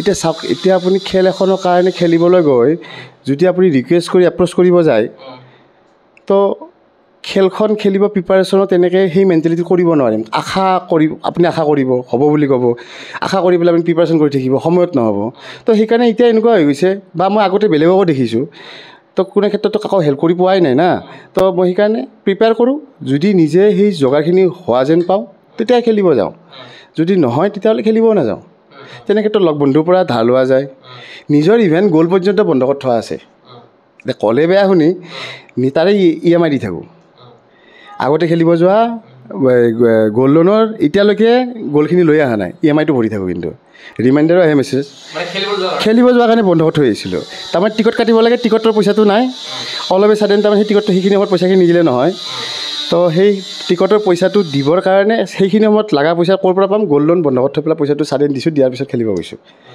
নিজে বছৰটো প্ৰিপাৰেশ্যন কৰা বস্তু বাৰু মেনেজ কৰিলোঁ খেলিব যোৱাৰ কাৰণে আকৌ দিব লগা হয় না তো আকৌ সেইখিনি পইচা জিকাই উঠাৰ পিছততো ৰিকভাৰী নহয় কাৰণ আপুনি মেডেলৰ ট্ৰফিখিনি পাব কোনোতো এটা চাৰ্টেন এমাউণ্টটো নাপায় খেলত তো তেনে ক্ষেত্ৰত ধৰি লওক আপোনাৰ সেইখিনি সেনেকৈ মিলাই মিলি যোৱা যায় আৰু লগ বন্ধু আৰু নিজৰ জমা জৰি মিলি পেলাই খেলিব যাওঁ আৰু যিহেতু আপুনি মিষ্টাৰ ইউনিভাৰ্চো খেলিছে আপোনাৰ WFFৰ আণ্ডাৰত লগতে ইষ্ট ইণ্ডিয়া খেলিছে লগতে ছাউথ ইষ্ট এছিয়াৰ খেলিছে লগতে এইবাৰ আপুনি ছাউথ এছিয়ান আপুনি চিলভাৰ মেডেল পালে আপুনি য'তে খেলিছে কিন্তু আপুনি সুধা হাতে কেতিয়া ঘূৰি অহা নাই গতিকে আপুনি আজিৰ তাৰিখত চৰকাৰৰ ফালৰ পৰা কিবা চাকৰি অফাৰ পাইছে নাই এতিয়ালৈকে মানে যিটো আপুনি ইণ্ডিয়াক দিছে বা অসমক দিছে আপুনি এটা গৌৰৱ কৰিছে বা ইণ্ডিয়া বা ভাৰতৰ কাৰণে তাৰ ধৰি লওক হেৰি হিচাপে পাইছে নাই চৰকাৰৰ পৰা কোনো পোৱা নাই আজি ধৰি লওক চৰকাৰেতো এটা কথাই ক'ব নৰ্মেলি আৰু মই কওঁ আৰু এজ ইউজুৱেল বডি বিল্ডিং বহুতকেইটা এছ'চিয়েশ্যন আছে তো সেই হিচাপে আমাৰ যেনেকৈ সেয়া কৰিব দিগদাৰ আইডেণ্টিফাই কৰিব দিগদাৰ কিন্তু এটা কথা মই কওঁ আপোনাৰ মই চব এছ'চিয়েশ্যনত খেলিছোঁ দেই আৰু এছ'চিয়েশ্যন ৱাইজ সঁচাই আপোনাৰ বডি বিল্ডিঙক চব এছ'চিয়েশ্যন একে নহয় আজি IBBFত খেলিব গৈছোঁ কোনো এছ'চিয়েশ্যন ভাল বুলি মই কোৱা নাই যে এইটোতকৈ এইটো ভাল তো IBBFৰ খেলি আছোঁ আমাৰ ইয়াতে ভূটান অলিম্পিক কমিটিৰ আণ্ডাৰত গেমখন পাতিছে চ' মই ভাবোঁ তাতকৈ চাগে বেছি এটা চিনাকি দিয়াৰ প্ৰয়োজন নাই এছ'চিয়েশ্যন এটাৰ য'ত Assam Olympic Indian Olympic world অলিম্পিকৰ লগত জড়িত চ' IBBFত খেলি পেলাই মই পাই আহিছোঁ তাৰ আগতেও মই ইউনিভাৰ্ছ পাইছোঁ বেলেগ বেলেগ এছ'চিয়েশ্যনত তো হয়তো আগলৈকে আৰু ক'ৰবাত খেলিম, আকৌ আৰু কেইটামান ইণ্টাৰনেশ্যনেল জমা হ'ব। তো মেডেল বা ট্ৰফিৰ যিখিনি প্ৰয়োজন আছে চ' সেইখিনি চাগে মই এনাফ বুলি ভাবোঁ চাকৰি এটাৰ কাৰণে। কিন্তু চৰকাৰৰ ফালৰ পৰা এতিয়ালৈকে কোৱা নাই। কিন্তু চাওক, আগতেও বেলেগ গেমবিলাকত যোনে যোনে পায়, তো তেওঁলোকক কেতিয়াও এপ্ৰ'চ কৰিব নাযায়, মই আজি জিকি আহিলোঁ মেডেল, ছাৰ মোক এটা চাকৰি দিয়ক। তেওঁলোকে নিজে অফাৰ এপ্ৰ'চ কৰে, তাৰপিছত তেওঁলোকে সেই হিচাপে তাত জইন কৰে। তো এতিয়া তেনে ক্ষেত্ৰত বাকী আপকামিং জেনেৰেশ্যনৰ যিবিলাক ল'ৰা থাকিব, তো সিহঁতে উৎসাহিত হ'ল হয় একচুৱেলি। আৰু তেওঁলোককো আমিও ক'ব পাৰিলোঁ যে চোৱা ধুনীয়াকৈ খেলা, সেয়া কৰা, তেতিয়া তোমালোকেও উৎসাহিত হৈ আগুৱাই যাব পাৰিলা হয়। আৰু এতিয়া আপোনাৰ কিছুমান ডিপাৰ্টমেণ্টো আছে বা IBBFৰ ফালৰ পৰা বহুত ল'ৰাই চাকৰি পাইছে, ৰেলৱেত হওক বা আপোনাৰ বিভিন্ন ডিফেন্সৰ বিভিন্ন ধৰণৰ সেয়াত হওক পাইছে। কিন্তু আপোনাৰ চব বস্তুৰ এটা ক্ৰাইটেৰিয়া থাকে। আজি এজন যদি 30 ইয়াৰ্ছৰ ল'ৰাই বা 35 ইয়াৰ্ছৰ ল'ৰাই বডি বিল্ডিং খেলি মেডেল আনে, সি 25 বিলৰ ক্ৰাইটেৰিয়া চাকৰিকেইটা এপ্লাই কৰিব নোৱাৰে। আৰু তাৰ কাৰণে সেইখিনি সেয়াও নহ'ব, চলিবৰ কাৰণে আৰু প্ৰিপেয়াৰ কৰিবৰ কাৰণে ছাফিচিয়েণ্ট নহ'ব, কাৰণ যিটো লেভেলত সি প্ৰিপেৰেশ্যন কৰে। তো তেনে ক্ষেত্ৰত সেই ল'ৰাটোৰ কেটেগৰী ৱাইজ চাকৰিও বেলেগ হ'ব। তো এপ্লাই কৰা চাকৰি বা তেওঁক এপ্ৰ'চ কৰা চাকৰি বেলেগ কেটেগৰীৰ হ'ব। তো সেই হিচাপে তেওঁক আজিলৈকে মই নাভাবোঁ কাৰোবাক এপ্ৰ'চ কৰিছে বুলি। আপোনাক যদি আজি তাৰিখতো যদি আপুনি এটা চৰকাৰী চাকৰি আপোনাক দিয়ে চৰকাৰৰ ফালৰ পৰা খেলাৰ কাৰণে, আপুনি সেই চাকৰিটো ল'ব? অবভিয়াছলি আপোনাৰ চাকৰি এটা দিয়া মানে সেই চাকৰিটোত কিমান পইচা পায় আপুনি চলা সেইটো নহয়। সেই চাকৰিটো এটা আপোনাৰ এচিভমেণ্টতে আৰু আপোনাৰ কেপেবিলিটিত আপুনি পোৱা এটা যোগ্য বস্তু বুলি ধৰিব লাগিব। কাৰণ সেই চাকৰিটো আপোনাক সেইটো দেখাব যে 10টা ল'ৰা বা 100টা ল'ৰা আপোনাক প্ৰতি সেই গেমটো আৰু আপুনি পোৱা এচিভমেণ্টত অনুপ্ৰাণিত হ'ব। মই ভাবোঁ সেই অনুপ্ৰাণিত আকৌ সমাজখনৰ ক্ষেত্ৰত কিছু ইম্প্ৰুভমেণ্ট হ'ব। তো অবভিয়াছলি আপোনাক যদি কোনোবাই কয় এইটো আপুনি আগুৱাইতো যাবই, কাৰণ সেইখিনি আপোনাৰ এটা আজিৰ পৰা আকৌ 10 বছৰ 20 বছৰ পিছত এটলিষ্ট নেক্সট জেনেৰেশ্যনক ক'ব পাৰিম যে মই মোৰ যোগ্যত সেই চাকৰিটো পাইছোঁ। তো অবভিয়াছলি আগুৱাই যোৱা যাব। যদি সেই চাকৰিটো গ্ৰহণযোগ্য হয় মই অবভিয়াছলি কৰিম। জিম থাকিলেও আপোনাৰ যিটো এটা জিমৰ আপুনি স্বত্বাধিকাৰী হয়, কাহিলীৰ পৰা যিটো আপোনাৰ জিম আছে সেই জিমৰ স্বত্বাধিকাৰী, তাৰ পাছতো আপোনাৰ এটা চাকৰি লাগিব, যিহেতু আপুনি জিমৰতো বহুত ষ্ট্ৰাগল থাকে, আপুনি ইতিমধ্যে কৈছে। কেনেকুৱা ধৰণৰ ষ্ট্ৰাগলৰ হৈছে আপুনিও কৈছে গোটেইখিনি কথা। হয়, মানে জিম এটা চলালে আপোনাৰ চাওক, এতিয়া মান্থলি তাৰে EMI, তাৰপিছত আপোনাৰ ৰেণ্ট, এইবিলাক চব বস্তু মিলাই আপোনাৰ মাহৰ আৰম্ভণিৰ পৰা মাহৰ লাষ্টলৈকে পূৰা কেলকুলেশ্যন কৰি চলিব লাগে। কিমান ক্ৰাউড হৈছে, কিমানখিনি মানুহ হৈছে, এতিয়া যদি বতৰ বেয়া হয় মানুহ কমি যায়, কালেকশ্যন নহয়, EMI মাৰিব নোৱাৰিম। চ' গোটেইখিনি মিলি অহাৰ পিছতে জিমটোৰ সকলোখিনি আপোনাৰ, আৰুতো লোন লৈ ধাৰ উঠাওঁতে 5-6 বছৰ গুচি যাব। আৰু তেতিয়ালৈকে আপোনাৰ স্বাস্থ্য ভালে থাকিব লাগিব, আপোনাৰ নিজৰ পাৰফৰ্মেঞ্চ ভাল হ'ব লাগিব, আৰু আপুনি ভালে থাকিলেহে আগুৱাই নিব পাৰিব। আজিলৈ কালিলৈকে মোৰ কিবা এটা হৈ যায়, গোটেই আপোনাৰ লাইবিলিটি ফেমিলিয়ে ল'ব লাগিব। হয়, চিকিউৰিটি একো নাই। এতিয়া মোৰ কিবা এটা হৈ গ'লে এই জিমটো অসাৰ হৈ যাব। তো এই জিমৰ আইডেণ্টিটিত মানুহ আহিব, মোৰ আইডেণ্টিটিত নহয়। তো সেইকাৰণে চিকিউৰিটিৰ ফালৰ পৰা একো নাই। কিন্তু তো নৰ্মেল জিম এটাত মোৰ কষ্টতহে মই চলাই আছোঁ। তো সেইখিনি মই বহন কৰি থাকিব পাৰিলে চলি থাকিব। মই যেতিয়ালৈকে বহন কৰিব পাৰোঁ, আৰু যেতিয়ালৈকে নোৱাৰোঁ তেতিয়াহ'লে আপোনাৰ চব বস্তু অসম্ভৱ হৈ যাব। কেতিয়াবা আপোনাৰ এনেকুৱা হৈছে নেকি ধনৰ অভাৱৰ কাৰণে কোনোবা টুৰ্ণামেণ্ট, ধৰি লওক ৱৰ্ল্ড ক্লাছ টুৰ্ণামেণ্ট বা ইণ্টাৰনেশ্যনেল টুৰ্ণামেণ্ট আপুনি যোৱাৰ কাৰণে বা যোগ্যতা নিৰ্ণয়কাৰী মেচৰ কাৰণে যোৱাৰ কাৰণে আপোনালোকে তাৰপৰা বঞ্চিত হৈছে বা যাম বুলি ভাবিলেও যাব পৰা নাই, এনেকুৱা কিবা হৈছে নেকি? হয়, এতিয়া আপোনাৰ ধৰি লওক সেই গেমবিলাক আমি জাগা ৱাইজ, এতিয়া যিবিলাক জেগাত গ'লে খৰচটো কম হয়, মিলাব পাৰোঁ, সেইকেইখন গেমেই প্ৰিপেয়াৰ কৰোঁ। যিবিলাক জেগা আপুনি ভাল কণ্ডিশ্যনত থাকিলেও, মই বুলি নহয় বেলেগ ল'ৰাও, মোতকৈ আৰু বহুত ভাল ল'ৰা আছে, আৰু বহুত ভাল প্লেয়াৰ আছে। চাব লাগিলে তেওঁলোকৰ কেটেগৰীটো মই গৈয়ে পোৱা নাই, তেওঁলোকৰ দেখি অনুপ্ৰাণিত হৈহে মই এই ক্ষেত্ৰত আগুৱাই আহিছোঁ। তো তেওঁলোকৰ ক্ষেত্ৰতো আমি যিবিলাকে গৈ খেলিব গৈছোঁ বাহিৰত বা যিবিলাকে যাম, আমি কোন জেগাত গ'লে কেলকুলেশ্যন কৰি পেলাই এইখিনি খৰচ মিলাব পাৰিম, তো সেই হিচাপেহে আমি প্ৰিপেয়াৰ কৰোঁ। যিবিলাক জেগাত আপুনি ভাল কণ্ডিশ্যনত থাকিলেও সেই বছৰ আপুনি খেলিবৰ কাৰণে প্ৰিপেয়াৰে নকৰোঁ, কাৰণ জেগাটোত গ'লে অহা যোৱা খৰচ বহুত, তেতিয়া আমি বাদেই দিওঁ প্ৰিপেৰেশ্যন কৰা। নাই নোৱাৰিম, ইয়াতে বহুত অহা যোৱা খৰচে বহুত আছে, ইয়াতে খেলা হৈছে, এইবাৰ পাৰিম। তো সেই হিচাপে আমি স্কিপ কৰি গেম প্ৰিপেয়াৰ কৰোঁ। তো সেই অভিয়াছলি এতিয়া যাব নোৱাৰাটো দূৰৰ কথা, আমি প্ৰিপেয়াৰে নকৰোঁ সেই জেগাত। মানে এই প্ৰব্লেমটো আপোনাৰ বুলি নহয়, অসমৰ বহু শৰীৰ চৰ্চাবিদ আছে যিসকল গাঁৱৰ ভিতৰতো থাকে, আপুনি গুৱাহাটীত থাকে, তাৰ পাছতো আপোনাৰ প্ৰব্লেম হৈছে, আপোনাৰ এটা জিম আছে তাৰ পাছতো প্ৰব্লেম হৈছে, এনেকুৱা কিছুমান শৰীৰ চৰ্চাবিদ আছে তেখেতসকলৰ কোনো বিজনেছ নাই, তাৰ পাছতো তেখেতসকলে এইখন ক্ষেত্ৰত আগবাঢ়িব বিচাৰিছে। গতিকে বডি বিল্ডাৰসকলৰ বাবে বা শৰীৰ চৰ্চাবিদসকলৰ বাবে অসম চৰকাৰৰ কিবা পলিচি অনাটো আপুনি বিচাৰে নেকি, কিবা কৰণীয় আছে নেকি, কি আহ্বান জনাব আপুনি? হয়, মই ভাবোঁ তাৰমানে কি যিবিলাক আপোনাৰ ল'ৰা আছে, যিবিলাকে আপোনাৰ ধৰি লওক আন্তঃৰাষ্ট্ৰীয় পৰ্যায়ত ছিলেকশ্যন পায়, তো তেওঁলোকক এটলিষ্ট বেছি নহওক, এটলিষ্ট তেওঁলোকে তাতে পাৰ্টিচিপেট কৰিবৰ কাৰণে যিখিনি খৰচ, সেইখিনি যদি এটা যদি ন্যূনতম খৰচ এটাও তেওঁলোকক দিলে হয়, এটলিষ্ট আহা যাহা আৰু তাতে ৰেজিষ্ট্ৰেশ্যন কৰা খৰচখিনি, আৰু প্ৰিপাৰেশ্যন কৰা খৰচখিনি বাৰু প্লেয়াৰজনে নিজেই কৰি ল'লে হয়, কাৰণ তেওঁ সেইখিনি প্ৰিপাৰেশ্যন কৰি তাৰ কাৰণে যোগ্যতা লৈছে। তাতে আহা যোৱা খৰচটো আৰু যদি তাতে ৰেজিষ্ট্ৰেশ্যন কৰা খৰচটো দিলে হয়, এটলিষ্ট মই ভাবোঁ আকৌ 10জন ল'ৰা ওলালে হয়। আজি ধৰি লওক আমি 3জন গৈছোঁ আৰু 10জন গ'ল হয়, আকৌ সেই 10জনৰ দেখি আৰু 10জন গ'ল হয়। তো সেইকাৰণে প্লাছ আপোনাৰ এচিভমেণ্ট যেতিয়া হৈ মানে এচিভ কৰি আহিব, দেশক যেতিয়া প্ৰতিনিধিত্ব কৰি মেডেল লৈ আহিব, তাৰপিছত যেতিয়া তেওঁক এটলিষ্ট যাতে এপ্ৰিচিয়েট কৰি এটা এটলিষ্ট সেনেকুৱা পৰ্যায় বা তেনেকুৱা এটা সেয়া দিয়ে, মানে আপোনাৰ এচিভমেণ্ট পোৱাৰ পিছত মৰ্যাদা দিয়ে, যিটো মৰ্যাদাৰে তাৰমানে আৰু 10জন ল'ৰা আৰু অনুপ্ৰেৰিত হয়, তেনে ক্ষেত্ৰত অকণমান গুৰুত্ব দিব লাগে। আৰু খেলিব যোৱাৰ সময়ত সেই খেল অহা যোৱা খৰচ আৰু ৰেজিষ্ট্ৰেশ্যন খৰচখিনি যাতে পায়, আৰু খেলি উঠাৰ পিছত যদি অকণমান মৰ্যাদা দিয়ে, তেতিয়াহ'লে মই ভাবোঁ আৰু 10-20জন ল'ৰা ওলালে হয় খেলিব যাব। আমি অলপ আগলৈ যাব বিচাৰিছোঁ, যিহেতু আপুনি অতি কম বয়সৰ পৰাই আপুনি বিভিন্ন খেলাৰ লগত জড়িত হৈ আছিলে, আপুনি এটা সময়ত আৰ্ম ৰেচলাৰ আছিলে, লগতে পাৱাৰ লিফটিঙো কৰিছিলে, গতিকে আপুনি তাৰ পৰা আপুনি আকৌ মানে ধৰি লওক জিম বা মানে শৰীৰ চৰ্চাৰ ক্ষেত্ৰলৈ আপুনি কেনেকৈ আহিলে, অলপ যদি কৈ দিয়ে। তাৰমানে মই স্কুল টাইমত মই টাইকোৱাণ্ডো কিক বক্সিং খেলিছিলোঁ, আকৌ বিভিন্ন অসুবিধাৰ কাৰণে ধৰি লওক প্ৰেক্টিছ কৰিব যোৱা জেগাটো সেইখিনি সময়ত পঢ়া সময়ৰ কাৰণে আকৌ কণ্টিনিউ কৰিব নোৱাৰিলোঁ, কিন্তু তেতিয়া চব জেগাতে প্ৰেক্টিছ কৰিব পৰা নাছিল, যোৱা জেগাটো বহুত দূৰ আছিল, আৰু আজিকালি নিচিনাটো সুবিধাও নাছিলে অহা যোৱা কৰা, তো তেনেকৈ তাত বাদ পৰিলে। তাৰপিছত আকৌ মই কলেজ টাইমত আকৌ কলেজৰে ধৰি লওক পাৱাৰলিফটিং খেলিছিলোঁ, কিন্তু তেতিয়া আকৌ পঢ়াৰ কাৰণে প্ৰেক্টিছ কৰিবৰ কাৰণে এতিয়া যিমানবিলাক জিম বা যিমানখিনি প্ৰেক্টিছ কৰাৰ সুবিধা তেতিয়া তেনেকুৱা নাছিলোঁ, তো আকৌ তেতিয়া তেনেকৈও আকৌ খেলা বাদ পৰিলে। আৰ্ম ৰেচলিং খেলিছিলোঁ, ডিষ্ট্ৰিক্ট পৰ্যায়ত খেলিছিলোঁ, তাৰপিছত ষ্টেটৰ কাৰণেও মই সেয়া কৰিছিলোঁ, কিন্তু সেইখিনি সময়ত আকৌ চাকৰি কৰা হওক বা নৰ্মেলি পঢ়াৰ কাৰণে আকৌ কণ্টিনিউ কৰিব পৰা নগ'ল। আৰু আজিকালি ধৰক আৰ্ম ৰেচলিঙত যিখিনি ধৰি লওক আগবাঢ়ি গৈছে, যিখিনি আপোনাৰ ধৰি লওক পপুলাৰিটি, সেই সময়ত নাছিল কিন্তু সিমান দেই।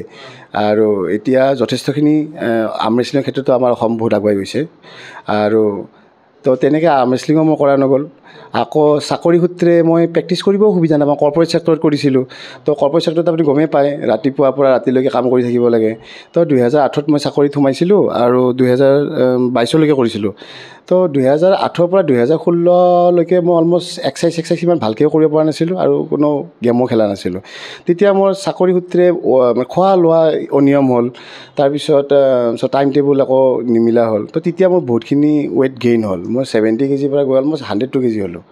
তেতিয়া মই নিজে ৰিয়েলাইজ কৰিলোঁ নাই নহয় মই এনেকৈ থাকিলে নহ'ব, আৰু মনটো সদায় কুটকুটাই থাকে, এক্সাৰচাইজ কৰা মানুহ সদায় কুটকুটাই থাকিব, আকৌ ষ্টাৰ্ট কৰিম। তেতিয়া কি কৰিলোঁ, য'ত যি জেগাত কাম কৰিব যাওঁ সেই জেগাতে মই ৱৰ্কআউট কৰোঁ, জোতা একযোৰ লৈ যাওঁ তাতে ৰানিং কৰোঁ। তাৰপিছত যি হোটেলত থাকোঁ সেই জেগাত মই নিজৰ মানে কণী প্লেট কিনি পেলাই দিওঁ, মোক খানাৰ লগত সেয়া দিব দিওঁ, মিলটোৰ লগত কেৰি কৰোঁ, মানে এটা নিজকে তাৰমানে সংগ্ৰাম কৰি কৰি আগুৱাই গৈছিলোঁ ৱেইট কমাবৰ কাৰণে। তাৰপিছত মই 100ৰ পৰা কমাই পেলাই মই 70 কেজি কেটেগৰীত মই খেলিছোঁ 9 মাহৰ ভিতৰত প্ৰিপেয়াৰ কৰি। তো সেই যি খেলিলোঁ মই আকৌ বেক কৰিলোঁ, তাৰপিছত মই কামৰ লগে লগে টাইম উলিয়াই পেলাই গেমবিলাক খেলোঁ। কৰোণা আহিলে আপোনাৰ 2020 চনত, তেতিয়া আকৌ তো আপোনাৰ দিনটো একো কৰিবই নোৱাৰি, ঘৰতে সোমাই থাকিব লাগে, তাৰ জুম মিটিং। তেতিয়া মই ঘৰতেই ৱৰ্কআউট, ৰেষ্ট, খানা, জুম মিটিং, ৱৰ্কআউট, ৰেষ্ট, খানা, জুম মিটিং। কৰোণা খতম যেতিয়া মাৰ্কেটত ওলালোঁ, তেতিয়া মই পূৰা গেমৰ কাৰণে প্ৰিপেয়াৰ কৰিলোঁ পূৰা। সেইখিনি সময়ত যিখিনি নিজকে ডেভেলপ কৰিলোঁ, তেতিয়া বহুতখিনি চেঞ্জ নিজকে পালোঁ। তাৰপিছত যি খেলা আকৌ ষ্টাৰ্ট কৰিলোঁ, তেতিয়া মই কিন্তু কণ্টিনিউৱাছলি গেমেই খেলি আছোঁ, মানে 21ৰ পৰা নন ষ্টপ খেলি আছোঁ আৰু বেক টু বেক। তাৰপিছত মই 2022ত মই নিজৰ কৰ্পৰেট ছেক্টৰত সময় মিলাব নোৱাৰা হ'লোঁ, তাৰপিছত মই ৰিজাইন দি পেলাই কমপ্লিটলি মই প্ৰফেচনেলি মই গেমৰ লগতে জড়িত হ'লোঁ। 2021 চনত আপুনি মানে আছাম মিষ্টাৰ আছাম হওক মিষ্টাৰ কামৰূপ হওক অভাৰঅল চেম্পিয়ন আছিলে আপুনি। হয়, মই কামৰূপ পাইছোঁ অভাৰঅল চেম্পিয়নশ্বিপ, তাৰপিছত আছাম পাইছোঁ অভাৰঅল চেম্পিয়ন, তাৰপিছত আপোনাৰ গুৱাহাটীও অভাৰঅল চেম্পিয়ন পাইছোঁ। মই ইষ্ট ইণ্ডিয়া খেলিব গৈছিলোঁ, তাতো গ'ল পাইছিলোঁ। তাৰপিছত ইউনিভাৰ্ছ খেলিব গ'ল, তাত গ'ল পালোঁ। চাউথ ইষ্ট এছিয়া গ'ল পালোঁ। তাৰপিছত মই আকৌ IBBF-ত মিষ্টাৰ গুৱাহাটী পালোঁ। তাৰপিছত IBBF-ৰ এইবাৰ আকৌ শৰাইঘাটো খেলিলোঁ। শৰাইঘাটত মই আছামত সেয়াত 5th হ'লোঁ। আকৌ এইবাৰ চাউথ এছিয়া খেলিব গ'লোঁ, তাত মই আকৌ চিলভাৰ পালোঁ। ক'তো থমকি ৰ'ব লগা হোৱা নাই আপুনি? হয়, মানে খেলি আছোঁ আৰু পাই আছোঁ আৰু। তো সেইটোৱে মানে মোৰ নিজৰ ভাগ্য বুলিও ক'ব লাগিব, কাৰণ মই শৰীৰে মোক চাথ দি আছে আৰু মই সেইখিনি সুবিধা আৰু এনভাইৰনমেণ্ট পাই আছোঁ, ঘৰৰ পৰা হওক বন্ধু বান্ধৱৰ পৰা হওক, আৰু সেইখিনি পৰিৱেশ পাই আছোঁ। মই নিজকে প্ৰিপেয়াৰ কৰি মই কণ্টিনিউ কৰিব পাৰিছোঁ। আৰু আপুনি জিমটোৰ কথা কেনেকৈ ভাবিলে যে জিম এটা ষ্টাৰ্ট কৰিব লাগে? জিম এটা মোৰ আগৰ পৰা প্লেন আছিলে। তাৰমানে বিশ্বাস কৰিব, 2002ত যেতিয়া মই জিম গৈছিলোঁ তেতিয়া সিমান আপগ্ৰেডেড জিম নাছিল। তাৰপিছত যেতিয়া জিমত যাওঁ সদায় ভাবোঁ মোৰ জিমটো যদি ৰাতি থাকিব দিলে হয়, মই পালে মানে ৰাতিয়ে থাকি দিম। মানে পালে শুই থাকিম ফ্ল'ৰত ৱেইটবিলাকলৈ চাই। তাৰমানে বিৰাট ইচ্ছা, তাৰমানে জিমটোত শুব দিলে কিদিন গোটেই ৰাতি মাৰিলোঁ হয় মই। তো সেই ভাৱটো মোৰ তাৰমানে যেতিয়াই জিমত আহোঁ সদায় হয় মোৰ সেই ভাৱটো। তো ভাবা বস্তুবিলাক কিজানি ভগৱানেও ভাবে নেকি, ইয়াক এটা নিজে জিম দিয়া ভাল, ই শুয়ে যি কৰে কৰি থাকক, তাক এটা জিম দিম, মই ভাবোঁ আৰু। তাৰপিছত তাৰমানে কাম সূত্ৰে মই সেই জিমৰ প্লেনটো মিলি নাহে আৰু। তাৰমানে আপোনাৰ ধৰক সেইখিনি পৰ্যায়ৰ যিখিনি প্ৰিন্সিপাল লাগে, যিখিনি আপোনাৰ এনভাইৰনমেণ্ট লাগে, মিলি নাহে আৰু। সেই মিলাওঁতে কেতিয়া প্লেন কৰোঁ আকৌ স্কিপ হৈ যায়, আকৌ মিলাওঁ প্লেন কৰোঁ আকৌ স্কিপ হৈ যায়। তাৰপিছত কৰোণা যোৱাৰ পিছত যেতিয়া মই তাৰমানে ভাবিলোঁ নাই, এটা জিম ল'বই লাগিব, যেনেকৈ নহওক মিলাবই লাগিব। সেইখিনি বস্তু মিলি মই প্ৰথম জিমটো ষ্টাৰ্ট কৰিলোঁ। নাই, জিমটো হ'লেহে তাৰমানে মোৰ এটলিষ্ট ৱৰ্কআউট কৰিব পাৰিম পূৰা ভালকৈ, নিজৰ জেগাটোত থাকিব, যিটো ইচ্ছা থাকিব পাৰিম মই ৰাতি। আৰু তেনেকৈ মই জিমটো ষ্টাৰ্ট কৰিলোঁ 2022-ত। মানে 21 মানৰ পৰা প্লেন ষ্টাৰ্ট কৰিছোঁ, 20-ৰ লাষ্ট মানৰ পৰা 22-ত কমপ্লিট হৈছে। 2-3 বছৰ লাগি গৈছে তাৰমানে ৰেডি হওঁতে। অলপকৈ বনাওঁতে 3 বছৰমান লাগিছে। আকৌ এটাৰ পৰা মই আকৌ এক্সটেণ্ড কৰাতে এতিয়াও কমপ্লিট হৈ অহাই নাই, কাম চলিয়ে আছে। এতিয়ালৈকে জিমটো ফুলফিল হৈ উঠা নাই। তো এইটো মোৰ সপোনহে। তাৰমানে এই সপোনৰ মতেই মই জিমটো বনাইছোঁ। তাতে কমপ্লিট ষ্ট্ৰাকচাৰ, ডিজাইন চব মই ইমাজিনেশ্যনৰ হয়। ইয়াতে কোনো ডিজাইনাৰ নাই, কোনো ইণ্টেৰিয়ৰ নাই, কমপ্লিট বস্তু মই ডিজাইন নিজে লগাই। ইভেন ইয়াতে কাৰ্পেট পৰ্যন্ত এইবিলাকো মই কাটি লগাইছোঁ। এইবিলাকো মই কাটি নিজে লগোৱা হয়। তো আৰু ভাইটি কেইজনমান আছে, সিহঁতৰ লগত মিলি পেলাই মই কাটি লগাওঁ, নিজে ডিজাইন কৰোঁ।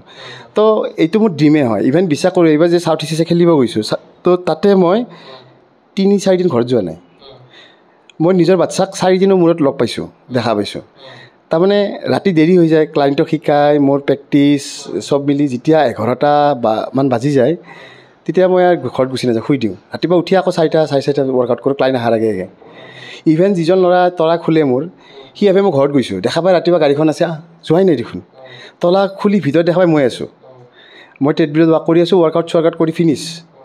তো মই কাকো নকওঁ, মই ঘৰত কৈ দিওঁ আজি নাযাওঁ দিয়া, গাটো বেয়া ধৰি লওক। ঘৰতো গম পাই গেম আহিছে, ই তাৰমানে জিমত থাকিলে আৰু 3-4 দিন মই ঘৰতে নাযাওঁ তাৰমানে। তো সেই পৰ্যায়ত তাৰমানে মই এইকাৰণে প্ৰিপেয়াৰ কৰোঁ, কাৰণ মই বাকী সময়ো নাপাওঁ তেনেকৈ। তো তেনেকৈ ঘৰ মই থাকি জিমতে শুই থাকোঁ নহয়, মই মানে পূৰা হেপ্পী আৰু। তাৰমানে মই নিজৰ তাৰমানে হেভেনত আছোঁ। আৰু ধৰি লওক আপোনাৰ কেইবাগৰাকী ক্লাইণ্টো আছে, আৰু লগতে খেলুৱৈকো আপুনি প্ৰশিক্ষণ প্ৰদান কৰি আছে। গতিকে জিমটো থকাৰ কাৰণে এটা ভাল হৈছে যে আপুনি নিজেও ধৰি লওক এটা প্ৰফেচনেলি কৰি আছে, লগতে আপুনি নিজেও ট্ৰেইনিং কৰে, লগতে খেলুৱৈসকলকো আপুনি প্ৰশিক্ষণ প্ৰদান কৰিব লাগে। গতিকে গোটেইখিনি কাম একেলগে চলি আছে আপোনাৰ। হয়, ইয়াতে তাৰমানে মই প্ৰিপেয়াৰো কৰাই আছোঁ, বহুত কেইজন আছে। এইবাৰ ধৰি লওক অলমষ্ট 12-15জনমান ল'ৰা আছে, যিবিলাক এইবাৰ আপকামিং যিবিলাক গেম হ'ব সেইবিলাকৰ কাৰণে প্ৰিপেয়াৰ কৰিছে। কিছুমান নেশ্যনেল লেভেলত, কিছুমান ইণ্টাৰনেশ্যনেল লেভেলত, কিছুমান ষ্টেট লেভেলত, কিছুমান নতুন ফাৰ্ষ্ট টাইম, তেনেকৈ ধৰি লওক বিভিন্ন কেটেগৰীৰ সেয়া আছে। আৰু বেলেগ জেগাৰো আছে, বেলেগ ডিষ্ট্ৰিক্টৰো আছে। সিহঁতবিলাককো মই অনলাইনে হওক বা টেলিফোনিক হওক, তো তেওঁলোককো প্ৰিপেয়াৰ কৰাই আছোঁ। বহুতকেইটা ষ্টেট ডিষ্ট্ৰিক্টৰ আমাৰ আছে, তো তেনেকৈ প্ৰিপেয়াৰ কৰি থকা গৈছে। আৰু ছেকেণ্ডলি মই আপোনাৰ পষ্ট তেনেকৈ দিয়া নাযায়। তাৰমানে সঁচা এটা ক'বলৈ গ'লে মই টাইমো নাপাওঁ। মই নিজে যিখিনি সময় পাওঁ এটা ভিডিঅ' কৰি ৰীল বনাই খালি দিওঁ, মই টাইম নাপাওঁৱেই। আপোনাৰ শুবৰ কাৰণেও মই ইভেন ধৰি লওক 5 ঘণ্টা 4 ঘণ্টাই মই 24 ঘণ্টাৰ ভিতৰত শুওঁ। লাষ্ট অলমষ্ট 2019-20 চনৰ পৰা এতিয়ালৈকে সময় নাপাওঁ। খেল এখন যোৱাৰ পিছত যে শুওঁ বাহিৰত থাকিলে, সেইকেইদিনে ভালকৈ শুওঁ তাৰমানে, নহ'লে মই শুবই টাইম নাপাওঁ। তো আৰু ছেকেণ্ডলি আপোনাৰ ইয়াতে আৰু কিছুমান এনেকুৱা ধৰণৰ ক্লাইণ্ট থাকে, যেনেকৈ আপোনাৰ ধৰি লওক ড্ৰাগ এডিক্টেড কিছুমান ল'ৰা থাকে। মই তেনেকৈ ডিটেইলছবিলাক নকওঁ আৰু। তো তেনেকুৱা মই 6-7জনমান ল'ৰা আছে, তাৰে কেইজনমানক ধৰি লওক মই প্ৰিপেয়াৰ কৰাই আছোঁ। সিহঁতক তাৰমানে প্ৰিপেয়াৰ কৰা মই এইকাৰণে ভাল লাগে যে আপোনাৰ ধৰি লওক সিহঁতে এটা বেলেগ এখন পৃথিৱীৰ পৰা ওলাই আহি ইয়াত সোমাইছে ৰিহাবৰ পিছত। তো ইয়াতে তেওঁলোকে ৱৰ্কআউটটো সিহঁতে কৰি যিটো ফিল লয়, যিটো সিহঁতে অনুপ্ৰাণিত হয়, মোক দেখিও সিহঁতে ভাল পায় বা তেওঁলোকক বহুত সেইখিনি মই অলপ বেলেগ ধৰণৰ মৰমেৰে সিহঁতক প্ৰিপেয়াৰ কৰাওঁ। তো এজনৰ পৰা দুজন, দুজনৰ পৰা তিনিজন, এনেকৈ কেইবাজনো ল'ৰা আছে, 8-10জনমান ল'ৰা আছে। তাৰে কেইজনমানক মই এইবাৰ গেমো খেলাম। মই সিহঁতৰ পৰিচয় সেইকাৰণে এইটো মই নিবিচাৰোঁ সিহঁত সেই পৃথিৱীখন আছিল বুলি।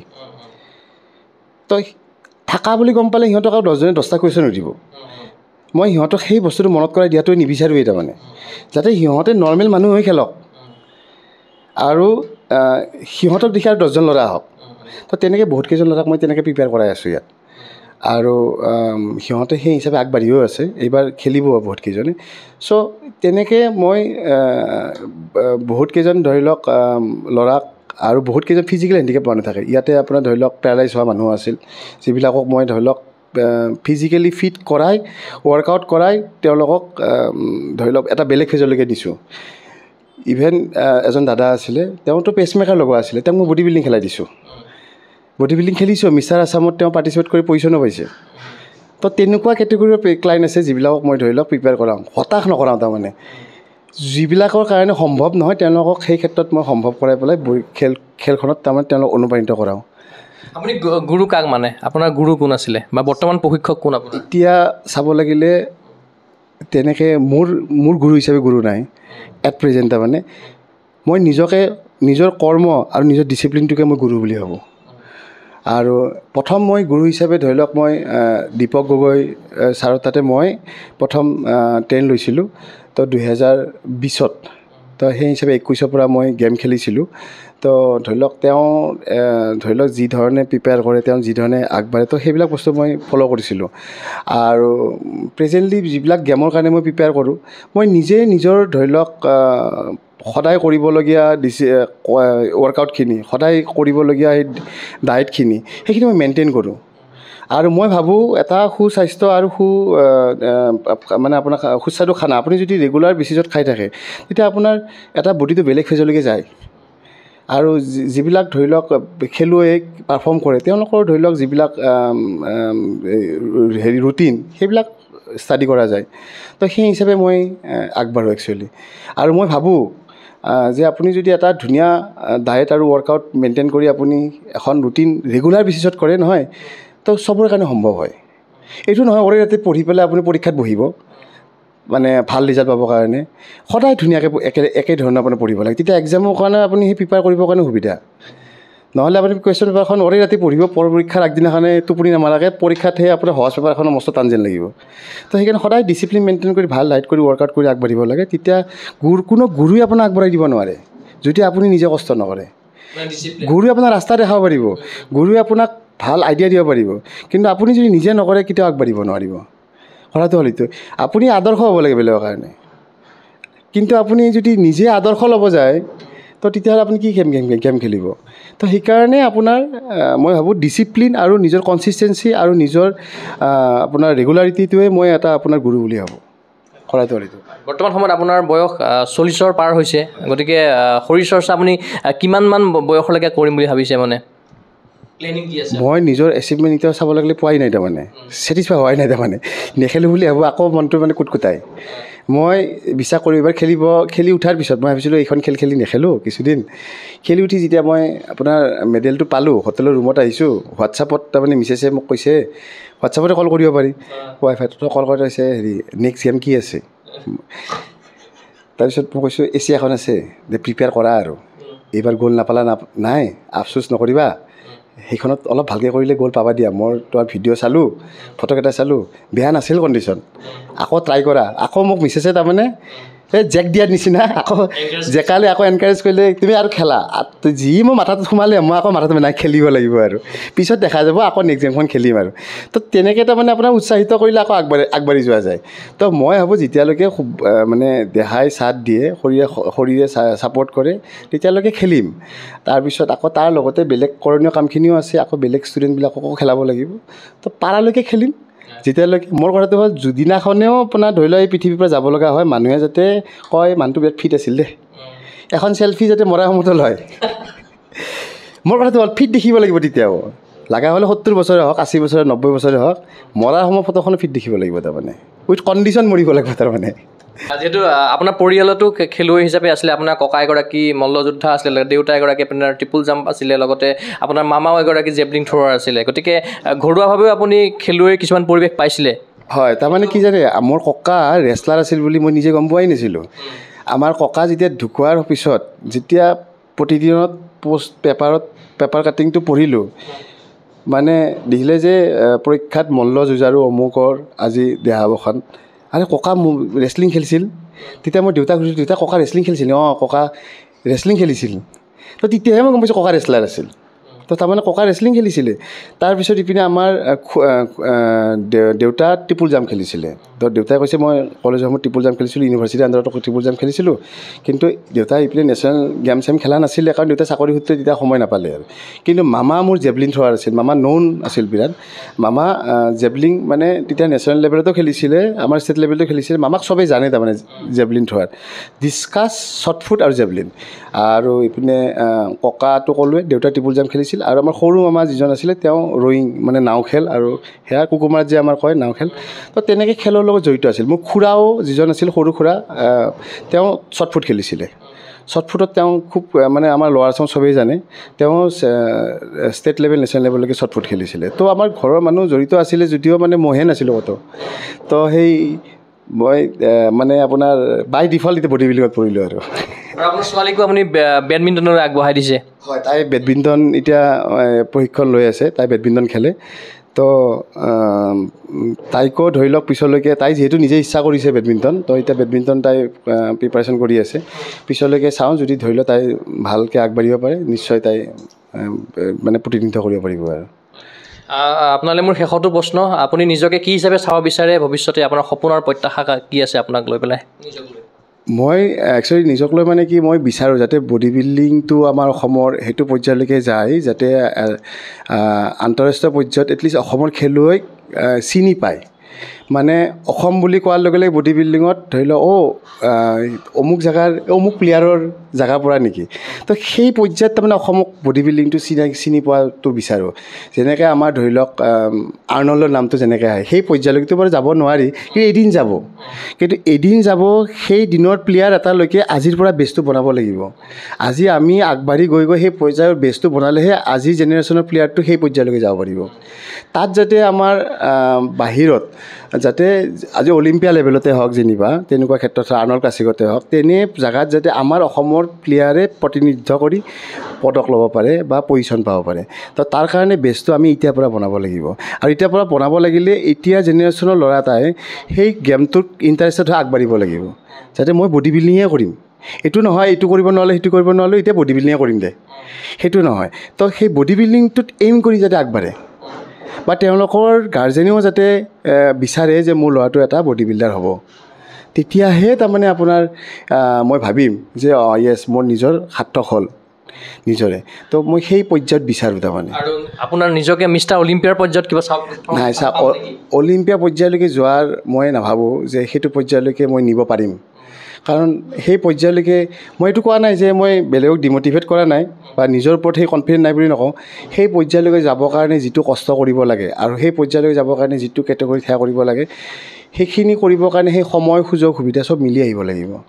এতিয়া ইম্পচিবল একো নাই, হয়তো হ'বও পাৰে, কিন্তু মই নাভাবোঁ যে সেই পৰ্যায়লৈকে যাব কাৰণে মোৰ সেই সময়খিনি আহিব।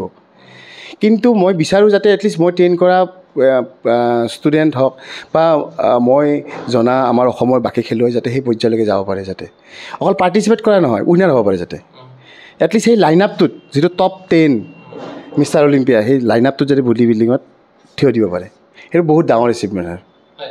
নিশ্চয়কৈ আপোনাক ধন্যবাদ জ্ঞাপন কৰিছোঁ, লগতে আপোনাক অনাগত সময়ৰ বাবে শুভেচ্ছা জ্ঞাপন কৰিলোঁ। হয়, মোৰ ফালৰ পৰা অশেষ ধন্যবাদ। আৰু আজিৰ এই বহুমূলীয়া সময়খিনি দিয়াৰ কাৰণে আজি গগৌ স্পৰ্টছক মোৰ ফালৰ পৰা অশেষ অভিনন্দন আৰু ধন্যবাদ জনালোঁ। নিশ্চয়কৈ এয়া আছিল অসমৰ এগৰাকী আন্তঃৰাষ্ট্ৰীয় শৰীৰ চৰ্চাবিদ, সকলোৱে পৰিচিত এগৰাকী খেলুৱৈ। তেখেত হ'ল কুশল কলিতা। তেখেতে শেহতীয়াভাৱে ভূটানৰ থিম্পুত অনুষ্ঠিত ছাউথ এছিয়ান বডি বিল্ডিং চেম্পিয়নশ্বিপত তেখেতে ৰূপ জয়েৰে অসম তথা ভাৰতলৈ গৌৰৱ কঢ়িয়াই আনিলে। আমি তেখেতৰ ক্ৰীড়াৰ বিষয়ে কিছু আলোচনা কৰিলোঁ, লগতে অসমৰ শৰীৰ চৰ্চা ক্ষেত্ৰৰ কথা কিছু আলোচনা কৰিলোঁ। আমি আশা কৰিম তেখেতে যিখিনি সপোন প্ৰত্যাশা লৈ আগবাঢ়িছে সেই আগন্তুক সময়ত সাফল্যমণ্ডিত হওক, সেই আশাৰে মই চিন্ময় কুমাৰ বৰাই বিশেষ অনুষ্ঠানৰ পৰা বিদায় লৈছোঁ। চাই থাকিব গগৌ স্পৰ্টছ এনি। ধন্যবাদ।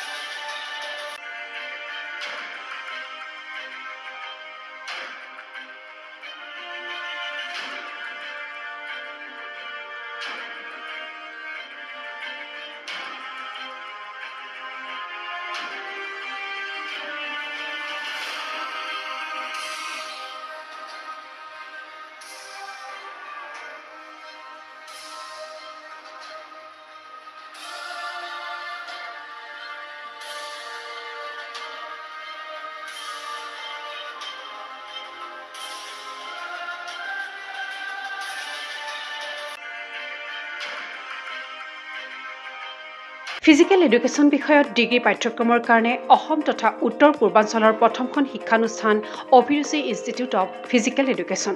2 বছৰীয়া ফিজিকেল এডুকেশ্যনৰ BPEd পাঠ্যক্ৰম আৰু 4 বছৰীয়া BPES পাঠ্যক্ৰমৰ বাবে নামভৰ্তি চলি আছে।